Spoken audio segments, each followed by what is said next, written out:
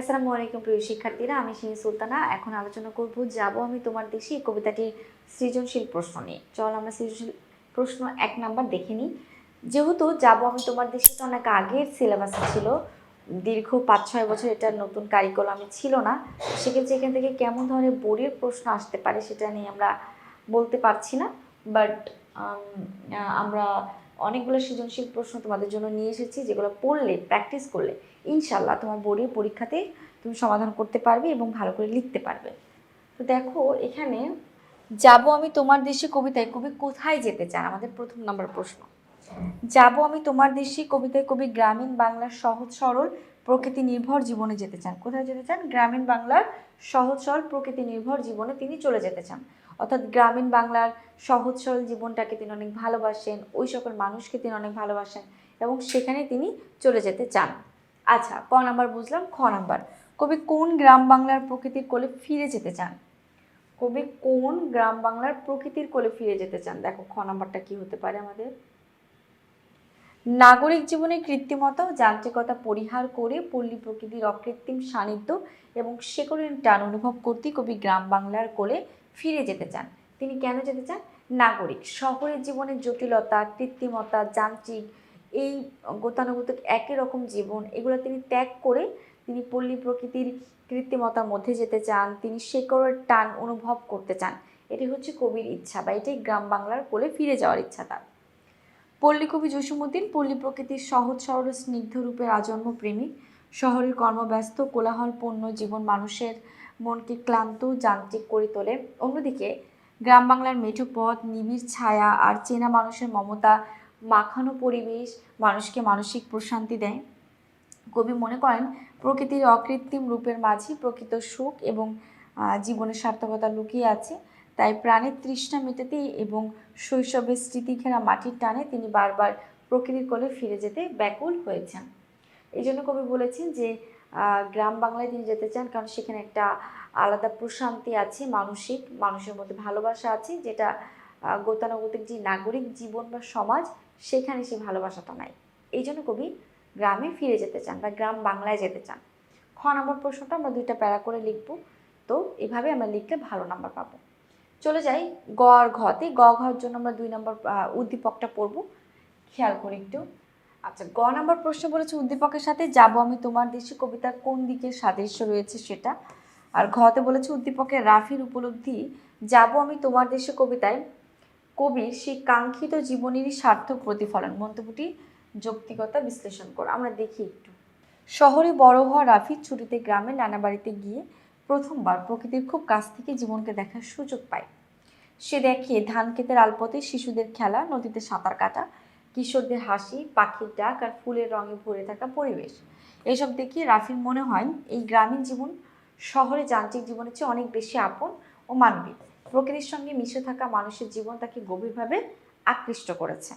তো এখন আমাদের গ নাম্বার প্রশ্ন করেছে রাফির সঙ্গে, উদ্দীপকে রাফির সঙ্গে আমাদের কবিতায় কোথায় সাদৃশ্য আছে সেটা।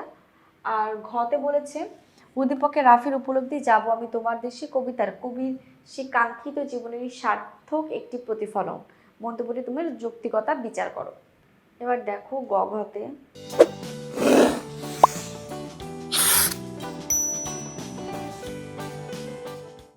উদ্দীপকের সাথে যাব আমি তোমার দেশে কবিতার পল্লী প্রকৃতির অকৃত্রিম সৌন্দর্য ও গ্রামীণ জীবনের প্রতি মুগ্ধতার দিকটি সাদৃশ্য রয়েছে। যাব আমি তোমার দেশে কবিতায় কবি গ্রামীণ জীবনে যে স্বাভাবিক রূপ ফুটিয়ে তুলেছেন তা মূলত প্রকৃতির সাথে মানুষের এক অবিচ্ছেদ্য বন্ধন। গ্রামের শিশুরা নদীর কাদামাটিতে মাখামাখি করে, দিঘির জল সাঁতার কাটে, প্রকৃতির অবারিত খোলামেলা পরিবেশে বেড়ে ওঠে। সেখানে পাহাড়, নদী, ধান ক্ষেত আর পাখিদের কলকলালি জীবনের অবিচ্ছেদ্য অংশ। কোনো অকৃত্রিমতা নেই বলে গ্রামীণ জীবন এত সহজ, সুন্দর ও ছদ্মময়। উদ্দীপকে রাফির অভিজ্ঞতায় কবির সেই ভাবনারই প্রতিফলন ঘটেছে। শহরে বেড়ে ওঠা রাফি যখন গ্রামে যায় তখন সেই ধান ক্ষেতের আলপথ, পাখিদের ডাক আর বুনো ফুলের বৈচিত্র্যে মুগ্ধ হয়। শহরে যান্ত্রিকতার ইটের দেয়ালের মাঝে যে প্রাণের স্পন্দন অনুপস্থিত ছিল, রাফি তা খুঁজে পেয়েছে গ্রামীণভাবে, পায় গ্রামের অকৃত্রিম পরিবেশ। উদ্দীপকের এই অংশটি কবিতায় সেই চরণের সাথে সাদৃশ্যপূর্ণ যেখানে কবি শহরের কৃত্রিমতা ছেড়ে প্রকৃতির কোলে ফিরে যেতে ব্যাকুল হয়েছেন। তো আমাদের এই প্রকৃতিটা হচ্ছে অবশ্যই গ্রামীণ জীবনের কথা, যে রাফি গ্রামে গিয়েছে, গ্রামে ভালোবেসেছে, যেটা আমাদের কবিরই হচ্ছে পল্লী পল্লী কবি জসীমউদ্দিন, তারও দৃষ্টত্বপাত একই রকম। সেও গ্রামে যেতে চান, নাগরিক জীবন থেকে সে গ্রামীণ জীবনটাকে বেশি ভালোবেসেছেন, যেটা পল্লী কবি জসীমউদ্দিনের সঙ্গে রাফির অনেকটা মিল আছে। এবার আমরা যাব ঘ নাম্বার প্রশ্নে, উদ্দীপকটা পড়ি আমরা। উদ্দীপকে রাফির উপলব্ধি, যাব আমি তোমার দেশে কবিতায় কবির সেই কাঙ্ক্ষিত জীবনেরই সার্থক প্রতিফলন, মন্তব্যটি যৌক্তিকতা বিচার করো। আমরা দেখি কবি যেটা চেয়েছেন সেটা কিন্তু আমরা রাফির মধ্যেই পেয়েছি। রাফি শহরে নাগরিক জীবনে থেকেও সে যখন গ্রামে নানা বাড়িতে বেড়াতে গেছে, গ্রামের নানা বাড়িতে বেড়াতে গিয়ে সেখানকার মানুষের ভালোবাসা, সেখানকার প্রকৃতি, গাছ, নদী সব কিছু তাকে মুগ্ধ করেছে, যেটা কিন্তু আমাদের কবি জসীমউদ্দিনও বলেছে। তার নাগরিক জীবন তাকে আকৃষ্ট করে না, গ্রামীণ জীবনে সে সুখ পায়। গ্রামের মানুষের সঙ্গে মিলামেশা, গ্রামীণ ঢল দিঘি, সাঁতার কাটা, দস্যু ছেলেদের সঙ্গে খেলা করা, এই সব কিছুই হচ্ছে পল্লী কবির ইচ্ছা।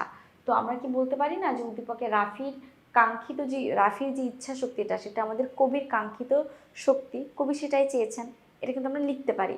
এবার আমরা ঘ নাম্বারটা একটু ব্যাখ্যা করি। ঘ নাম্বার, যেহেতু এটা বলছি, এটা আমরা কিভাবে সাজাইতে পারি বা লিখতে পারি সেটা একটু বলি। উদ্দীপকের রাফির উপলব্ধি, যাব আমি তোমার দেশে কবিতায় কবির সেই কাঙ্ক্ষিত জীবনেই সার্থক প্রতিফলন, মন্তব্যটি সম্পূর্ণ যৌক্তিক ও সঠিক।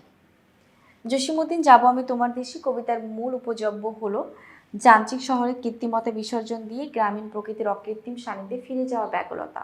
অর্থাৎ যান্ত্রিক জীবনে যে কৃত্রিমতা আছে, যা কৃত্রিমতা মানে হচ্ছে নকল, খাটে না। যান্ত্রিক জীবনে সবাই অভিনয় করে, তো এই অভিনয় জীবনটা বাদ দিয়ে বা বিসর্জন দিয়ে কবি প্রকৃতির অকৃত্রিম সান্নিধ্যে ফিরে যাওয়ার ব্যাকুলতা।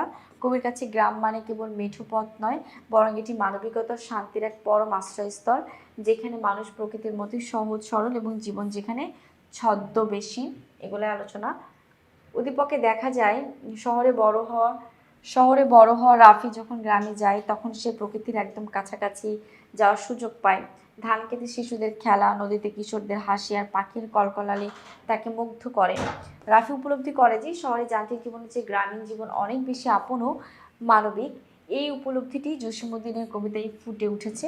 কবিও মনে করেন শহরের মানুষ ছল চতুরি জানে, কিন্তু গ্রামের মানুষ অকৃত্রিম মমতা ও ভালোবাসা বিলিয়ে দেয় চারিক্ষণ বা সবসময়।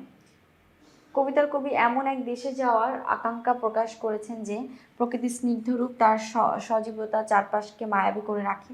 উদ্দীপকে রাফিও প্রকৃতিরই একই রূপ, পাখির ডাক আর ফুলের রঙে মুগ্ধ হয়েছে। রাফির যে প্রকৃতির সাথে মিশে থাকা, মানুষের জীবনের প্রতি আকর্ষণ, তা কবিতায় কবির গ্রামীণ জনপদে ফেরার তীব্র ইচ্ছাকে ফুটিয়ে তোলে। তাই বলা যায় রাফির উপলব্ধি কবির সেই আজন্ম লালিত আকাঙ্ক্ষারই একটি জীবন্ত প্রতিফলন। অতএব বলা যায় মন্তব্যটি সম্পূর্ণভাবে যথার্থ। তো যাব আমি তোমার দেশে কবিতার মধ্যে কবি গ্রামের সৌন্দর্য, ভালোবাসা নিয়ে কথা বলেছে। যান্ত্রিক জীবন ত্যাগ করে সে গ্রামীণ জীবনে যেতে চাই, যেটা আমরা উদ্দীপকে রাফির মধ্যেও দেখতে পেয়েছি। তো এইভাবে এই ধরনের সৃজনশীল আসলে আশা করছি তোমরা লিখতে পারবে। আজকে এই পর্যন্তই, পরবর্তী ক্লাস নিয়ে খুব দ্রুতই আসবোই। আল্লাহ হাফিজ, আসসালামু আলাইকুম।